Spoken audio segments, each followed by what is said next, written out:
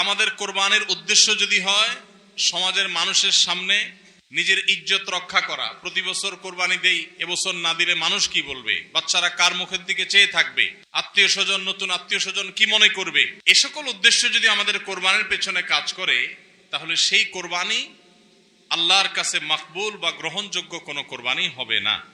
কোরবানি প্রসঙ্গে আল্লাহ রাব্বুল আলামিন বলেছেন, ইন্নামা ইয়াতাকাব্বালুল্লাহু মিনাল মুত্তাকিন। আল্লাহ তাআলা শুধুমাত্র মুত্তাকিদের ত্যাগ, তাদের উৎসর্গ, তাদের কোরবানি, তাদের স্যাক্রিফাইস, এটা আল্লাহ তাআলা কবুল করবেন। অতএব যাদের ভিতরে তাকওয়া নাই তাদেরটা আল্লাহ তাআলা গ্রহণ করবেন না, কবুল করবেন না। আমরা যে আয়াত পড়েছি সেই আয়াতও দেখেছি, আল্লাহ রাব্বুল আলামিন ইরশাদ করেছেন যে আমাদের কোরবানির রক্ত, আমাদের কোরবানির পশুর গোশত, এর কিছুই কি আল্লাহর কাছে যায়? কিছুই আল্লাহর কাছে যায় না। অন্য সব ইবাদত, আর্থিক ইবাদত, এটার ফিডব্যাক আমাদের কাছে আসে না সাধারণত। আমরা যখন দান সাদাকা করি, দান সাদাকা করলে ওইটা কি নিজে খাওয়া যায়? যখন দান করি, সাদাকা করি, তখন ওইটা আল্লাহর তরফ থেকে গরিবদেরকে দিয়ে দিতে হয়, নিজে খাওয়া যায় না। কোরবানি এমন একটা ইবাদত যে আমরা কোরবানি করার সময় বললাম বিসমিল্লাহি আল্লাহু আকবার, আল্লাহুম্মা লাকা মিনকা ওয়া লাক, আল্লাহ আপনার পক্ষ থেকে পেলাম এবং আপনার উদ্দেশ্যেই কোরবানি করলাম বলতেছি। তো আল্লাহর উদ্দেশ্যে দিয়ে দেওয়ার পর নিয়ম হলো আল্লাহর বান্দাদের মধ্যে গরিব যারা, দুঃখী যারা, তাদেরকে দিয়ে দিব। এটাই তো সাদাকার নিয়ম, দানের নিয়ম। কিন্তু কোরবানি এমন একটা ইবাদত যে ইবাদত আমি আল্লাহর উদ্দেশ্যে করলাম, আল্লাহকে খুশি করার জন্য জবে করলাম, কিন্তু গোশতটা আবার আল্লাহ আমাকে খাওয়ার অনুমতি দিয়েছেন। এটা অন্য ইবাদতে নাই। এখন এই ইবাদতে যদি গোশত খাওয়াটা মুখ্য হয়, গোশত আহরণ করা মুখ্য হয়, সমাজে মানুষের কাছে মুখ উজ্জ্বল করা মুখ্য হয়, আসল উদ্দেশ্য যদি হয় দুনিয়াবি বা পার্থিব বিষয় আশয়, আসল উদ্দেশ্য যদি হয় শো অফ করা, আসল উদ্দেশ্য যদি হয় মানুষকে দেখানো, আসল উদ্দেশ্য যদি হয় আত্মীয় স্বজনের কাছে মুখ রক্ষা করা, বাচ্চা কাচ্চা কার দিকে চেয়ে থাকবে, সেটা যদি উদ্দেশ্য হয়, তাহলে এটা ইবাদত হবে না। এজন্য কোরবানির আগে সর্বপ্রথম যে বিষয়টি খুব জরুরি সেটা হলো আমাদের উদ্দেশ্যগুলোকে একটু ঝালাই করে নেওয়া, আমাদের উদ্দেশ্যগুলোকে একটু রিচেক করে নেওয়া। আমরা কেন কোরবানি করব? আমাদের কোরবানির উদ্দেশ্যটা কি? যদি শুধুমাত্র আল্লাহর সন্তুষ্টি উদ্দেশ্য হয় আর সে উদ্দেশ্যে আমি কোরবানি করি, গোশত আমার মুখ্য না, তাহলে সেক্ষেত্রে একটা গরু আমি যে দামে কিনেছি, বাজার দর তার চাইতে আরো অনেক কম, তাহলে আমার আফসোস হওয়ার কথা না। কারণ আল্লাহ তাআলা সওয়াব দেওয়ার সময় গোশত কয় কেজি হয়েছে সেই হিসাবে দিবেন, নাকি আমি কি পরিমাণ টাকা আল্লাহর রাহে খরচ করলাম সেই পরিমাণ দিবেন? আমার খরচ করা টাকা আল্লাহর উদ্দেশ্যে যদি এটা নিয়োগ করে থাকে, তাহলে 1 লক্ষ টাকার গরু আপনি কোরবানি দিচ্ছেন, নিয়ত যদি সহি হয়, বিশুদ্ধ হয়, দুনিয়াবি কোনো ধান্দা যদি না থাকে, তাহলে আল্লাহ তাআলা সওয়াব কি 1 লক্ষ টাকার দিবেন, নাকি ওই গরুটার দাম বাজারে 80,000, আপনি কিনছেন 1 লাখ, তাহলে আল্লাহ বলবেন না তুমি কেন বেশি দিয়ে কিনছো, ওইটার দায়িত্ব তোমার, আমি 80,000 সওয়াব দেব? এমন হবে? কিন্তু তারপরেও আমরা কোরবানির পশু কেনার পর দেখা যায় ওইটা নিয়ে আমাদের অনেকের হেজিটেশন থাকে, আফসোস থাকে। হ্যাঁ, সন্দেহাতীত ভাবে আপনি মার্কেটে যে গরুর বাজারে যে মূলামূলি করে উপযুক্ত ন্যায্য মূল্যে আপনি কিনবেন, অতিরিক্ত দাম কোনো যৌক্তিক কারণ ছাড়া আপনি কসাইকে বা গরু বিক্রেতাকে কেন দিবেন? সেটা দেওয়ার কোনো যুক্তি নাই।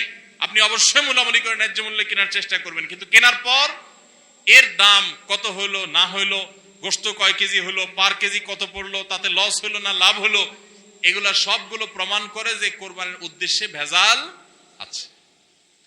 ভাইরা আমার, আমরা কোরবানি সাধারণত বেশিরভাগ মানুষ গরু দিতে পছন্দ করি।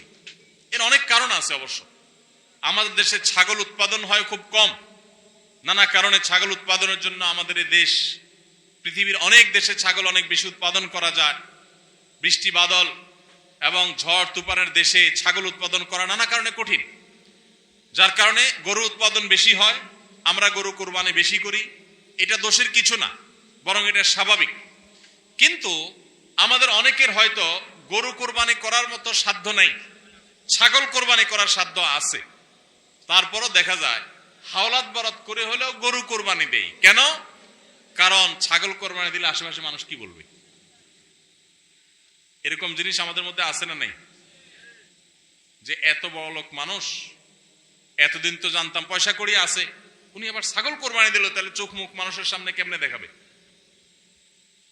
ভাইরা আমার, তো মানুষের কাছে কি বলবো, মানুষ কি বলবে, এই চিন্তা করে যদি গরুর জায়গায়, ছাগলের জায়গায় আপনি গরু দেন, হাওলাত করিও দেন, তাতে আপনার এই কোরবানির দ্বারা সওয়াব হবে না।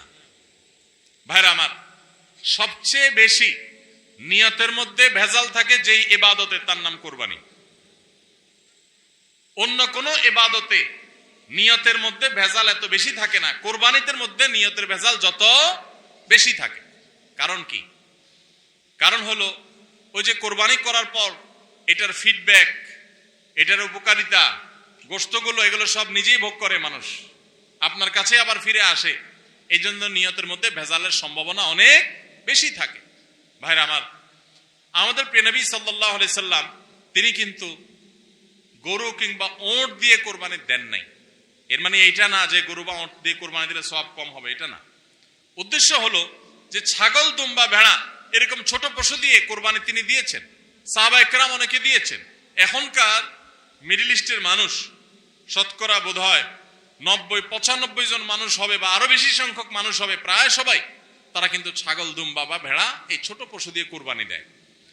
আমাদের দেশে আমরা বড় পশু অর্থাৎ গরু দিয়ে কোরবানি দেই, সেটার যৌক্তিক কারণ আছে। আমি বলেছি যে আমাদের দেশে গরু উৎপাদন করা যত সহজ হয়, ছাগল উৎপাদন করা এত সহজ হয় না। নানা কারণে গরুর, ছাগলের চাইতে গরুর উৎপাদন বেশি হয়, সেই হিসাবে আমরা করি, ঠিক আছে। কিন্তু যদি উদ্দেশ্য হয় বড় পশু কোরবানি করে আমি বড় কোরবানি দাতা জাহির করব নিজেকে, তাহলে এর মাধ্যমে সওয়াব হওয়া তো দূরের কথা, মানুষ দেখানো ইবাদত করার কারণে শিরকে আসগরের গুনাহ হওয়ার আশঙ্কা আছে। আমার কথা কি বুঝাইতে পারছি? ভাইরা আমার, আমাদের দেশে বাস্তবতা হলো কিছু নেককার মানুষ আছেন, আল্লাহ তাআলা পয়সা করে দিয়েছেন, হালাল টাকা, আবার আল্লাহর উদ্দেশ্যে বড় পশু কুরবানি করে গরিব দুঃখীকে গোশত খাওয়ায়, গরিবদের পুষ্টির যোগান হয়, এরকম নেক উদ্দেশ্যওয়ালা মানুষ আছে আলহামদুলিল্লাহ। কিন্তু এই সীমিত সংখ্যক মানুষ ছাড়া সাধারণত গরুর সাইজ যত বড় হয় নিয়তের ভেজাল তত বেশি হয়। আমি কি আপনাদের বুঝাতে পারছি? সাধারণত গরুর সাইজ যত বড় হয় নিয়তের ভেজাল তত বেশি হয়। সব ক্ষেত্রে এটা প্রযোজ্য না। অনেক নেককার মানুষ আছেন যে গরুর সাইজে বড়, মাশাআল্লাহ নিয়তটাও খালেস, আবার উপার্জন হালাল, এরকম আল্লাহর বান্দাও আছেন, কিন্তু তাদের সংখ্যা খুবই কম। সাধারণত গরুর আকার যত বড় হয় এই বেশিরভাগ এই শ্রেণীর কোরবানি দাতাদের নিয়তে ভেজাল বেশি হয়। আপনি ঢাকা চলে যাবেন, গুলশান, বাড়িধারা, ঢাকার একেবারে এলিট শ্রেণী মানুষের বসবাস যে সমস্ত এলাকায়, সে সমস্ত এলাকায় দেখবেন এক এক বাড়ির ভিতরে গ্যারেজে বিশাল বড় বড় 3টা 4টা 5টা গরু, এক একটা 4 লাখ 3 লাখ 5 লাখ এরকম দামের গরু। এই বাড়িওয়ালাদের বেশিরভাগ লোকদেরকে দেখবেন জীবনে এরা মসজিদের ধারে কাছেও যায় না, কিন্তু কোরবানিটা করে মাশাআল্লাহ। কারণ কি? একে তো কোরবানি করে গরিব দুঃখী লাইনে দাঁড়ায় থাকবে, আপনার চেয়ারে বসে বসে গরিব দুঃখীরে কোরবানি গোশত দেব, ভালোই তো লাগে। একটা বাকাওয়াতি জাহির হয়, দানবীর, সেটা জাহির করা যায়, উৎসব হয়, আনন্দ হয়। আমি আগে বলেছি কোরবানি এটা উৎসব, কোরবানি একটা ইবাদত, এটা ইসলাম এবং মুসলমানদের সংস্কৃতি, সন্দেহ নেই।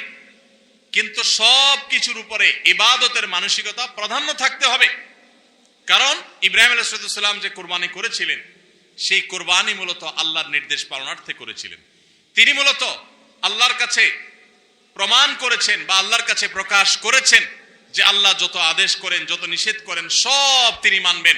এমনকি নিজের সন্তানকে কোরবানি করার নির্দেশ আল্লাহ করার পর সেটাও মানতে তিনি প্রস্তুত হয়েছেন। আল্লাহ সন্তান কোরবানি হইতে দেন নাই, কিন্তু তিনি পরীক্ষায় পাশ করে ফেলেছেন। এই কোরবানি আমাদেরকে শিক্ষা দেয় আল্লাহর আদেশ নিষেধ আমার যুক্তিতে ধরুক আর না ধরুক, আমার বুঝে খাটুক বা না খাটুক, আমার পক্ষে যাক আর বিপক্ষে যাক, আমার ভালো লাগুক আর না লাগুক, সর্বাবস্থা আমি আল্লাহর আদেশ নিষেধ মেনে চলবো। এটাই হলো কোরবানির প্রধান শিক্ষা। আল্লাহ তাআলা আমাদের সবাইকে সেই শিক্ষা মাথায় রেখে শুধুমাত্র আল্লাহকে খুশি করার উদ্দেশ্যে কোরবানি করার তৌফিক দান করুন। মেয়ে বিয়ে দিয়েছেন, বা ছেলে বিয়ে করাইছেন, ব্যয়ের বাড়ি থেকে মেহমান আসবে, ব্যয়েরা জিজ্ঞেস করবে ব্যয় কি কোরবানি দিচ্ছেন, একটা ব্যাপার সেপার আছে। তখন যদি বলেন যে ব্যয় সাহেব এবার টাকা পয়সা হাতে নাই, সেজন্য এবার কোরবানি দিব না, তাহলে মুখ থাকে? এই জন্য একটা কোরবানি দেওয়া লাগে। এই কোরবানি কি ব্যয় হিসাবের জন্য হলো না আল্লাহর জন্য হলো? এই ব্যয় হিসাবের জন্য কোরবানি করলে সেটা সওয়াব হবে না, বরং শিরক হবে, শিরকে আসগর। এটাকে শিরকে আসগর বলা হয়। আল্লাহ তাআলা আমাদের সবাইকে আল্লাহকে খুশি করার জন্য কোরবানি করার তৌফিক দান করুন। আল্লাহকে খুশি করার জন্য যে কোরবানি করছেন, মাঝে মধ্যে একটু অ্যাসিড টেস্ট করবেন। অ্যাসিড টেস্ট বলবো, ধরেন আপনি প্রতি বছর গরু কোরবানি করেন, এক বছর হঠাৎ করে ছাগল কোরবানি করেন, ছাগল কোরবানি করেন, আপনি বলবেন এই বছর তাহলে তো গরু গোশত দিতে পারবো না, তো আরো কয়েকটা ছাগল কিনে কোরবানি আরো বেশি করা যায়, তো একজনে একটা বেশি করলে সমস্যা নাই। ছাগল অনেকগুলো কিনে গরিব দুঃখীদেরকে দিয়ে দেন, তারা কোরবানি করে, তারা গোশত খায় ফেলাকে আপনার তরফ থেকে কোরবানি হয়ে যাবে। আপনি একটা ছাগল করেন, দেখেন এটা মানাইতে পারেন কিনা নিজেরই। যদি কোনো অসুবিধা না হয় মানাইতে, তাহলে আলহামদুলিল্লাহ আল্লাহ শুকর আদায় করতে পারেন যে আপনার নিয়তের মধ্যে বোধহয় ভেজাল নাই। আর যদি মনে হয় না প্রতি বছর গরু দেই, এবার ছাগল দিলে কেমনে হয়, মানুষ কি বলবে, তাহলে বুঝতে হবে ডাল মে কুচ কালা নেই, পুরা হি কালা হয়। আল্লাহ তাআলা আমাদের সবাইকে ইখলাসের সাথে, তাকওয়ার সাথে কুরবানির এই আমলটি সম্পাদন করার তৌফিক দান করুন। ভাইরা আমার, কুরবানির সামনে আসছে, এখন থেকে আমরা একটু পরিবারের সদস্যদেরকে নিয়ে বসি, বাচ্চা সহ ফ্যামিলির সব সদস্যরা একটু বসেন, মশওয়ারায় বসেন, পরামর্শ মজলিসে বসেন, বসে জিজ্ঞাসা করেন আমরা আসলে কোরবানিটা কেন করতেছি। গোশত খাওয়া, ফ্রেশ গোশত আহরণ করা, মানুষের সামনে নিজেদের মুখ উজ্জ্বল করা, কি ধান্দা, উদ্দেশ্য কি? একজন একজন করে সবাই মতামত নেন এবং এটা নিশ্চিত করেন যে আমরা আল্লাহর জন্যই কোরবানি করছি। এটা কিভাবে নিশ্চিত করব? একটা তো বললাম যে বিশাল বড় গরু কোরবানি করেন সব সময়, এবার একটু ছাগল কোরবানি করেন, দেখেন তো মনরে মানাইতে পারেন কিনা। কারণ আপনি বলবেন ভাই গরু কোরবানিতে অনেক টাকা লাগে, ছাগলে তো অনেক কম টাকা লাগে, তাহলে এই কোরবানি ওইটার চাইতে কিভাবে উত্তম হয়? আমি উত্তম বলতেছি না, আমি বলতেছি যে আপনার নফস, আপনার মন মানে কিনা যে আমি গরুর জায়গায় ছাগল কোরবানি করলেও তো হবে, হবে না হবে না? কেউ যদি ছাগল কোরবানি করে তার কোরবানি হবে কি হবে না? হবে। কোরবানি ছাগলও করা যায়, গরুও করা যায়, বেড়াও করা যায়, দম্বাও করা যায়, মহিষ দিয়েও করা যায়, উট দিয়েও করা যায়, এসব পশু দিয়ে কোরবানি করা যায়। অতএব আপনি এবছর একটু ছাগল দিয়ে করেন, বাকি গরু কেনার যে আরো বাজেটের টাকা ছিল সেগুলো দিয়ে আরো কয়েকটা ছাগল কিনে গরিব মানুষকে দিয়ে দেন, ওটা যাতে এলাকা মানুষ টেন না পায়, অন্য এলাকায় দিয়ে দেন। আমরা সুন্নাহ ফাউন্ডেশনের তরফ থেকে সারা দেশে বিভিন্ন জায়গায় জায়গায় কোরবানি করি। অনেক প্রবাসী আছেন, অনেকে ইউরোপ আমেরিকার এমন এমন দেশে আছেন সেখানে কোরবানি চাইলেও করা যায় না, সুযোগ নাই, বা দেশে অনেকে আছেন যে তার হয়তো সে সুযোগ নাই, ক্যাপাসিটি নাই, নানা কারণে সুবিধা অসুবিধা আছে। তো আমরা তাদের তরফ থেকে কোরবানি করে দেশের বিভিন্ন গরিব দুঃখীদের আপনার বাসা বাড়িতে আমরা তাদের ঘরে ঘরে গোশত পৌঁছাই দিই। তো আপনি গরুর বাজেটের টাকা দিয়ে একটা ছাগল কিনে বাকি টাকা দিয়ে এরকম ছাগল কিনে মানুষকে দান করে দেন, জবাই করে অন্য মানুষকে গোশত দিয়ে দেন, এলাকা দিলেন না, মানুষ টের পারো না, তাহলে মনকে মানাতে পারেন কিনা দেখেন। এটা হলো অ্যাসিড টেস্ট, আমি বলতেছি না সবসময়, মাঝে মধ্যে এরকম করে দেখেন যে মন মানে কিনা। যদি দেখেন যে না মন মানে, তাহলে আলহামদুলিল্লাহ ভাইরা আমার। আর একইভাবে মাঝে মধ্যে আমার কোরবানি আমি জবাই করলাম, গোশত সব দিয়ে দিলাম, ফ্রিজে খুব একটা ভরলাম না, অল্প স্বল্প রাখলাম, কারণ আল্লাহ তাআলা বলেছেন ফাকুলু মিনহা ওয়া আতি'মুল বাঈসাল ফাকির ফাকুলু মিনহা ওয়া আতি'মুল কানি'a ওয়াল মু'তার। কোরবানি গোশত নিজেও খাবো, গরিব দুঃখীকেও খাওয়াবো, যে চায় তাকেও দিব, যে চায় না আত্মীয় স্বজন তাদেরকেও দিব। অতএব মুস্তাহাব এই তিনও ভাগে ভাগ করা, কিন্তু এটা ফরজ ওয়াজিব না। তাহলে আমি পরিমাণ একটু কম রেখে বেশিরভাগই দিয়ে দিলাম, মন মানে কিনা দেখেন, মন মানে কিনা। অনেকে আছেন লামসাম সামান্য একটু দিয়া আর সব ফ্রিজে ঠেলতে ঠেলতে ফ্রিজের দরজায় লাগে না, পারলে রশি দিয়া বাঁধে যে দরজা লাগে না, কারণ গোশত পায়া ভুড়ি কলিজা ফ্যাপসা সব ঢুকাইতে ঢুকাইতে ফ্রিজ বেচারা জাম হয়ে গেছে। তাহলে কোরবানি কেন করতেছি? গোশতের জন্য যদি কোরবানি হয়, এই কোরবানি কোরবানি না, এটা ফুর্তি। কোরবানি তো ত্যাগের নাম, আপনার ভিতরে ত্যাগ কতটা আছে, ত্যাগের মানসিকতা কতটা আছে। আপনি আল্লাহর রাহে আল্লাহকে খুশি করার জন্য লাখ টাকা দিয়ে গরু কোরবানি করেন, ভালো কথা। আপনার মধ্যে আসলে ত্যাগের মানসিকতা আছে এটা প্রমাণ করার জন্য মাদ্রাসা, নতুন মাদ্রাসা হচ্ছে, সেখানে লক্ষ লক্ষ টাকার দরকার আছে, আপনি সেখানে 20,000 50,000 টাকা অকাতরে দিতে পারেন কিনা, এটা অ্যাসিড টেস্ট। সেখানে টাকা বাইর হয় না। কোরবানিতে লাখ টাকা দেন, মাদ্রাসা টাকা দেন না, মসজিদে টাকা দেন না, আরো অনেক দিনের কাজ আছে সেখানে টাকা দেন না। গরিব দুঃখী মানুষ আছে, তাদের দরকার। একজন গরিব, তার চিকিৎসা মাত্র 20,000 টাকা হলে হয়ে যায়, আপনি 20,000 টাকা দিতে পারেন কিন্তু দেন না, 2,000 দেন, 500 টাকা দেন, কিন্তু কোরবানির সময় মাশাআল্লাহ 1 লাখ টাকার গরু কিনেন। যদি আল্লাহর জন্যই হয়, স্যাক্রিফাইসও যদি হয়, কোরবানিও করেন, ওখানেও দেন, কিন্তু কোরবানির সময় আসেন ওখানে নাই, তাহলে আপনার এই কোরবানিটা কি আল্লাহর জন্য হচ্ছে না নিজের জন্য হচ্ছে, আল্লাহর খুশির জন্য হচ্ছে না অন্য কোনো উদ্দেশ্য হচ্ছে? এই প্রশ্ন জোরালো ভাবে আমাদের অবশ্যই রাখতে হবে। ভাইরা আমার, এর মানে আবার কেউ এটা বুঝেন না যে কোরবানি কম হোক আমরা সে চেষ্টা করবো না, কোরবানি আরো বেশি বেশি করার চেষ্টা করবেন। কোরবানি যত বেশি হবে তত আমাদের সব দিক থেকে লাভ। যারা কোরবানি বিদ্বেষী, সেকুলার, বিশেষ করে এক শ্রেণীর মুসলিম বিদ্বেষী নাস্তিক আছে, কোরবানির মৌসুম আসলেই দেখবেন এদের পাখা গজায়। এরা দেখবেন গরুর প্রতি মায়া এত বেশি, এত দরদ, তারা বলে আরে এতগুলো গরু জবাই করে ফেলা হবে, এই গরুগুলোর ভিতরে প্রাণ আছে, কত নির্মমতা। এরকম দেখবেন এরা এখন থেকে, এই কদিন পর থেকে দেখবেন সোশ্যাল মিডিয়াতে, ফেসবুকে তাদের এই সমস্ত জিগি শুরু হয়ে যাবে, আছে না নাই? এরা আবার সকাল বিকাল বিফ ছাড়া, মাটন ছাড়া, অর্থাৎ গরু গোশত আর খাসি গোশত ছাড়া, মুরগির গোশত ছাড়া তাদের নাস্তাও চলে না। তাদের নাস্তায় থাকে হলো আপনার চিকেন স্যান্ডউইচ, তাদের দুপুরে থাকে হলো বিফ কারি, তাদের রাতে থাকে হলো গরুর কালাবুনা অথবা মাটন, ডাল খাসি। 3 বেলা গোশত ছাড়া চলে না। কিন্তু মুসলমানদের কোরবানি আসলে তাদের কি হয়? অ্যালার্জি ছাড়া চুলকানি শুরু হয়, আছে না নাই? এই জন্য এদের প্রতিবাদে কোরবানি আরো বেশি করে করবেন, কিন্তু সেটা আল্লাহকে খুশি করার জন্য যেন হয়। কারে খুশি করার জন্য হবে? আল্লাহকে খুশি করার জন্য। ভাইরা আমার, কোরবানি যত বেশি হবে আমাদের যেরকম সওয়াব হবে, আমাদের দেশের অর্থনীতিতে অনেক বেশি কল্যাণ বয়ে আনবে এই কোরবানি। কিভাবে সেটা? প্রতি বছর কোরবানিতে যে লক্ষ লক্ষ গরু ছাগল জবে হয়, এই লক্ষ লক্ষ গরু ছাগল এগুলো তো আসমান থেকে নাজিল হয় না, জমিন ফেড়ে বের হয় না। এক সময় ইন্ডিয়ান গরুর উপরে আমাদের দেশ নির্ভর ছিল। আলহামদুলিল্লাহ গত বেশ অনেক বছর ধরে আপনারা দেখেন যে আমাদের দেশীয় গরু দিয়েই আমাদের কোরবানির ম্যাক্সিমাম চাহিদা প্রায় পূরণ হয়ে যায়। ইন্ডিয়ান গরুর উপরে এখন আর আমাদের কোরবানি নির্ভর নয়। এই যে গরুগুলো উৎপাদন হচ্ছে, আপনি উত্তরবঙ্গে গেলে দেখবেন, আমি যাই বিভিন্ন সময়, সিরাজগঞ্জ যাবেন, পঞ্চগড় যাবেন, ঠাকুরগাঁ যাবেন, দিনাজপুর যাবেন, বিভিন্ন জায়গায় যাবেন উত্তরবঙ্গে, দেখবেন যে কৃষকরা তারা অনেকে গরু পালন করছেন। আমরা সুন্নাহ ফাউন্ডেশন থেকে যখনই কোনো বিধবাকে, কোনো গরিব অসহায় মানুষকে স্বাবলম্বী করার জন্য বলি আপনাকে কোন জিনিসটা কিনে দিলে আপনার বা ভালো হয়, আপনি সেটা দিয়ে উপার্জন করতে পারবেন।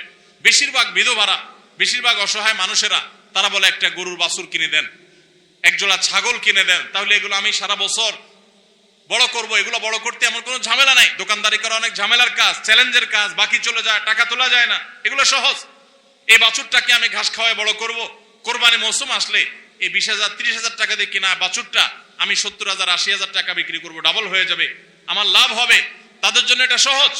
তো কোরবানির এই ইবাদতটা মুসলমানরা যেটা করেন এদেশে, এটার মাধ্যমে এদেশের আর্থ সামাজিক উন্নতি হয়। লক্ষ লক্ষ হাজার হাজার কৃষকের, পশুপালনকারীদের তাদের উপার্জনের মাধ্যম হয়। কোটি কোটি টাকা, মিলিয়ন মিলিয়ন টাকার ডিলিংস হয়, লেনদেন হয়, যেটা জাতীয় অর্থনীতির চাকা এটাকে ঘোরাতে সাহায্য করে। কোরবানির এই ইবাদত এটা আমাদের অনেক গরিব অভাবী মানুষের পুষ্টির যোগান দেয়। আপনারা জানেন অনেক গরিব মানুষ আছেন কোরবানির মৌসুমে মন ভরে একটু গোশত খাইতে পারেন, সারা বছর গোশতের দাম এত বেশি, তো বেচারারা কিনে খেতে পারেন না। তাহলে কোরবানির এই গোশত, কোরবানির এই উৎসব, এই ইবাদত, এটার মাধ্যমে পশুপালনকারীদের উপার্জনের মাধ্যম হয়। সারা বছর যারা অপেক্ষা করে কোরবানির সময় পশু জবাই করে, পশু বিক্রি করে আবার তারা পশুপালন করবে, এর মাধ্যমে তাদের আর্থিক আর্থিক যে অনটন আছে এটা দূর হয়, তাদের উপার্জনের মাধ্যম হয়। আবার গরিব অভাবী মানুষ যারা আছে, যারা পুষ্টির অভাবে থাকে, পুষ্টিহীনতায় থাকে, তাদের আমিষের অভাব থাকে, তাদের খাদ্যের মধ্যে আমিষ পরিমাণ মতো থাকে না, সেই লোকগুলোর এই কোরবানি উপলক্ষে এক একজন 2 কেজি 4 কেজি 5 কেজি গোশত পাইলে কয়েকদিন ধরে তারা আমিষ খেতে পারে, তাদের পুষ্টির যোগান হয়। ভাইরা আমার, এর মাধ্যমে লক্ষ লক্ষ কোটি কোটি টাকা লেনদেন হওয়ার কারণে দেশের অর্থনীতির চাকা সচল হয়। নানা দিক থেকে এর পার্থিব উপকারিতা আছে। যারা কোরবানির বিরোধিতা করে ওরা বসে বসে ওই মাটন কারি, ওই বসে বসে আপনার বিফ, বসে বসে চিকেন স্যান্ডউইচ এবং বসে বসে তারা বার্গার খাওয়া ছাড়া আর কোনো কাজ তাদের নাই। এদেশের অর্থনৈতিক উন্নয়নের পিছনে তাদের কোনো ভূমিকা নাই। প্রবাসের যে রেমিটেন্স এদেশে আছে, যত রেমিটেন্স আসে, যেটি আমাদের দেশের অর্থনীতির চাকাকে সবচেয়ে বেশি সচল রাখে, গার্মেন্টস শিল্প একটা চাকা আর রেমিটেন্স আরেকটা চাকা, এই দুইটা চাকা আমাদের দেশের অর্থনীতিকে মূলত সচল রাখে। সবচেয়ে বেশি বৈদেশিক মুদ্রা আমরা কামাই এই দুইটা মাধ্যমে। ভাইরা আমার, আপনারা নিশ্চয়ই জানেন, চাঁদপুর এলাকার মানুষ আপনারা, এই চাঁদপুরে প্রায় প্রতিটা ঘরে ঘরে বিদেশি আছে না নাই? প্রত্যেকটা ঘরে ঘরে প্রায় অনেক প্রবাসী ভাইরা আছেন। এই প্রবাসী ভাইরা যারা আছেন, যাদের টাকায় এ দেশের অর্থনীতির চাকা চলে, তারা ম্যাক্সিমাম মিডল ইস্ট প্রবাসী বা মালয়েশিয়ান প্রবাসী, ম্যাক্সিমাম তারা মুসলিম কান্ট্রিগুলোতে শ্রম দিতে গেছেন এবং তাদের ঘাম ঝরানো টাকা দিয়ে দেশ সচল হয়। আর এই দেশের আইন, এদেশের নিয়ম, এদেশের সংবিধান, এদেশের সবকিছুর ক্ষেত্রে সবচেয়ে বেশি পোদ্দারি করে হলো ইসলাম বিদ্বেষীরা, আর টাকাটা আনে সবচেয়ে বেশি ইসলামিস্টরা। যত মধ্যপ্রাচ্য প্রবাসীরা টাকা আনে, তাদের 99% তারা আলহামদুলিল্লাহ ইসলামকে ভালোবাসে, মহব্বত করে। আমি 10 বছর সৌদি আরবে প্রবাসী ছিলাম, আমি জানি। আমি মিডল ইস্টের বিভিন্ন দেশ ঘুরে ঘুরে প্রবাসীদের ব্যক্তিগত জীবন, তাদের চিন্তা দর্শন, এগুলোকে কাছে থেকে দেখার সুযোগ আমার হয়েছে। প্রবাসীদের যে টাকা এদেশের অর্থনীতির চাকা সবচেয়ে বেশি সচল থাকে। আমি ইউরোপ আমেরিকায় থাকা প্রবাসী ভাইদের প্রতি শ্রদ্ধা রেখে বলছি, তাদের মধ্যে অনেকে আছেন যারা দেশকে ভালোবাসেন, কিন্তু ম্যাক্সিমামের অবস্থা হলো যে তারা যদি ওই সমস্ত দেশে একবার যেতে পারে, তাহলে দেশে জমি জমা বাড়ি গাড়ি যা আছে এগুলা বিক্রি করে ডলার করে হুন্ডির মাধ্যমে নিয়ে যায়। দেশে তার একটা বাড়ি কেনা লাগবে, কারণ সে সেখানকার নাগরিক হয়ে যায়। আর মিডল ইস্টে যারা যায় তারা নাগরিক হইতে পারে না, এই জন্য ওখান থেকে একটা রিয়াল একটা দিরহাম পারলে ওইটা বাঁচিয়ে দেশে পাঠায়। ঠিক না ভাই? ঠিক। অতএব কোরবানির উৎসবের মাধ্যমে দেশের অর্থনীতির চাকা সচল হয়। প্রবাসীদের কষ্টার্জিত আয়ের মাধ্যমে দেশের অর্থনীতির চাকা সচল হয়। এদেশের অর্থনীতির চাকা সচল হওয়ার পেছনে সবচেয়ে বেশি ভূমিকা যাদের, তাদের বিরুদ্ধাচরণকারী যাদের কোনো ভূমিকা নাই, বসে বসে বার্গার খাওয়া ছাড়া, চিকেন আর বিফ কাট আপনার মাটন খাওয়া ছাড়া যাদের আর কোনো কাজ নাই, এরাই কোরবানি আসলে গরুর জন্য মায়া কান্না শুরু করে। এজন্য এদের প্রতিবাদে আরো বেশি বেশি করে কোরবানি করবেন। আপনাদেরকে কোরবানি কম করতে বলি নাই, কিন্তু কোরবানির উদ্দেশ্য যেন হয় আল্লাহকে শুধু খুশি করা, সেটা নিশ্চিত করতে হবে। সবাই চেষ্টা করবো তো ইনশাআল্লাহ? আল্লাহ আমাদের সবাইকে আল্লাহর উদ্দেশ্যে কোরবানি করার তৌফিক দান করুন। তাহলে কোরবানি আসার আগে আগে নিজেকে নিজে জিজ্ঞাসা করবেন, পরিবারের সদস্যরা বসে নিজেদের মধ্যে পর্যালোচনা করবেন যে আমরা কোরবানিটা কেন করছি, আমাদের উদ্দেশ্যটা কি। আমাদের উদ্দেশ্য হবে আল্লাহর নির্দেশ পালনার্থে আমি আমার অর্থ করি এটা ব্যয় করলাম। একটা পশু কিনলাম, ঈদের আগের রাতে কিনবেন না, পারলে 2-4 দিন আগে কিনবেন। যত বেশি আগে কিনতে পারেন তত ভালো। কিনলে ওই পশুটাকে আপনি নিজে হাতে খাওয়াবেন, গোসল করাবেন, ওইটাকে পরিপালন করবেন, প্রতিপালন করবেন, ওটার প্রতি একটা মায়া হবে। এরপরে সেই পশু যখন জবে হবে নিজের কাছে একটু খারাপ লাগবে। এটা এক ধরনের স্যাক্রিফাইস। ফজর নামাজ যখন পড়বো মনে চায় না, তারপরে কষ্ট করে উঠে পড়বো, এটা স্যাক্রিফাইস। তো কোরবানির এই ইবাদত আমাদেরকে স্যাক্রিফাইস এবং ত্যাগ শিখায়। আল্লাহকে সন্তুষ্ট করার জন্য আমরা যেই কোনো ধরনের স্যাক্রিফাইস করার চেষ্টা করব। আল্লাহ আমাদের সবাইকে তৌফিক দান করুন। ভাইরা আমার, আমাদের কোরবানি যেন অর্থবহ হয়, বিশুদ্ধ হয় এবং আমাদের কোরবানি যেন ত্রুটি মুক্ত হয়, এই ইবাদতের সওয়াব যেন আমরা আল্লাহর কাছে লাভ করি, সেজন্য দ্বিতীয় যে পরামর্শ দিতে চাই বা যে দ্বিতীয় আমলটি কথা বলতে চাই সেটি হলো কোরবানির পশু এটা যারা বানাবে সে সমস্ত কসাইদেরকে উপযুক্ত মজুরি আমরা দিব। তাতে কোনো কার্পণ্য করব না। কিন্তু কোরবানির পশুর কোনো গোশত মজুরি হিসাবে দেওয়া যাবে না। কোরবানির পশুর গোশত যদি মজুরি হিসাবে দেন তাহলে সেটা জায়েজ হবে না, আপনার কোরবানি হবে না। তো যেটা বলছিলাম যে কোরবানির পশুর গোশত এটা যে কসাইরা বানায়, সেই কসাইদেরকে কোরবানির পশুর গোশত থেকে কিছু দেওয়া যাবে না। এখন আপনি বলবেন, ভাই কেমন কথা, যেই বেচারা কোরবানির পশুটা প্রস্তুত করলো, চামড়াটা ছিললো, এত কষ্ট করে বানাইলো, গোশতগুলো সব নিয়ে বাসাতে উঠে যাবো আর তারে কিছুই দিব না, কেমন হয়? দেখতে মনে হচ্ছে এটা অমানবিক না? আসলে কাহিনী ভিন্ন। কাহিনী কি? কাহিনী হলো কোরবানির পশু আমরা যখন জবাই করলাম, বিসমিল্লাহ আল্লাহু আকবার, আল্লাহুম্মা মিনকা ওয়ালাক, এটা যখন জবাই করলাম আল্লাহর নামে, তখন এই পশু আল্লাহর নামে জবে হয়ে গেছে। এটা মূলত যেটা বললাম গরিব দুঃখীকে দেওয়ার কথা। কারণ আমরা যখন যাকাত দেই, সাদেকা দেই, তখন কি ওটা নিজে খাইতে পারি? আর তাহলে কোরবানির গোশত তো খাইতে পারার কথা না, কিন্তু আমরা খাইতে পারতেছি কেন? আল্লাহ তাআলা এই একটা আর্থিক ইবাদত আল্লাহ কবুল করেছেন। আমরা যখন সহিহ নিয়তে যদি করে থাকি, আল্লাহ কবুল করে এরপর বলেন ঠিক আছে তোমাকে দিলাম, তুমি খাও আমার তরফ থেকে, আল্লাহর তরফ থেকে আবার আমি খাই। তো এই কোরবানির গোশত এটা বিক্রি করা জায়েজ আছে না জায়েজ নাই? না জায়েজ। কেন জায়েজ নাই? কারণ এটা তো ওই যে আল্লাহ আমাকে হাদিয়া দিয়েছেন গ্রহণ করার জন্য, আল্লাহর নামে দিয়ে দিয়েছি, এটা আমি বিক্রি করার সুযোগ নাই। এখন কসাইকে যদি আমি গোশত দেই পারিশ্রমিক হিসাবে, তাহলে এটা একরকম বিক্রি করার মতো হয়। কিভাবে? তিনি কষ্ট করেছেন, তাকে তার বিনিময় দিলাম, তাহলে বিক্রি করার মতোই হলো। আমি গোশতটা তাকে একটা বিনিময় নিয়ে দিলাম, গোশত দিয়ে টাকা নিলাম, বিক্রি করা এটা। এখানে গোশত দিয়ে শ্রম দিলাম, একই জিনিস, এই জন্য এটা জায়েজ নাই। তাহলে কি করবেন? কসাইকে তার ন্যায্য মূল্য দিবেন। একটা গরু বানানোর জন্য যা লাগে তা পুরাটা দিবেন এবং আগে ভাগে এগুলো চুকায় নিবেন। মুশকিল হলো কসাইরা জানে যে একটা গরু বানাইতে হয়তো বাজার দর অনুযায়ী 10,000 টাকা নিত, এখন সে 8,000 রাজি হয়ে গেছে। কেন 8,000 রাজি হয়ে গেছে?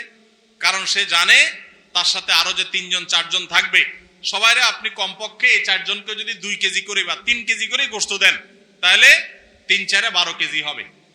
তো 12 কেজি গোশতের বাজারের দাম কত? হ্যাঁ,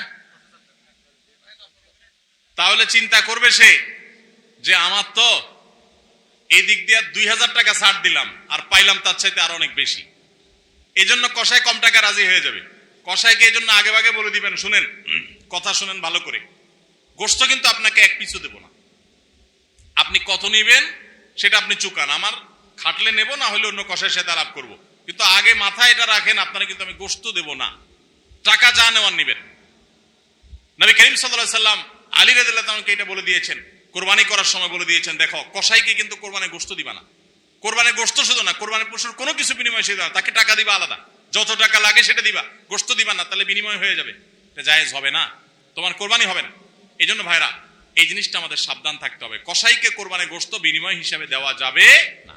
হ্যাঁ, কসাই যদি গরিব হয় তাহলে সেক্ষেত্রে অন্য গরিবকে আপনি আধা কেজি করে দিচ্ছেন, কসাইরও আধা কেজি দিতে পারেন, অন্য গরিবকে 1 কেজি করে দিচ্ছেন, কসাইরও 1 কেজি দিতে পারেন, কিন্তু কসাই হিসাবে না। সেটা হলো তিনি যদি কসাইগিরি নাও করতেন তারপরও আপনি তাকে দিতেন যদ্দুর অদ্দুর দিবেন। এর বেশি যদি আপনি দেন এবং সেটা যদি বিনিময় হিসাবে দেন তাহলে কি হবে না? জায়েজ হবে না। এই একটা মাসআলা না জানার কারণে আমাদের অনেকের কোরবানি এটা নিয়ে টানাটানি দেখা দেয়। নাম্বার 3 এবং শেষ পয়েন্ট হলো কোরবানির পশুর গোশত এটা আপনি আহরণ করতে গিয়ে মাথায় রাখবেন যে কোরবানির পশুর রক্ত, বুড়ির ময়লা, এগুলো যেন আশপাশের পরিবেশটা নষ্ট না করে। আমরা অনেক সময় দেখি কোরবানির ঈদের 2 দিন 4 দিন 5 দিন পর পর্যন্ত রাস্তাঘাট দিয়ে চলা যায় না দুর্গন্ধের চোটে, ঠিক না বেঠিক? এবং কোরবানির মৌসুমে প্রায় বিভিন্ন বছরে দেখি আমরা বন্যা হয়, এই ময়লাগুলো পানির সাথে বিভিন্ন জায়গায় ছড়ায় পড়ে।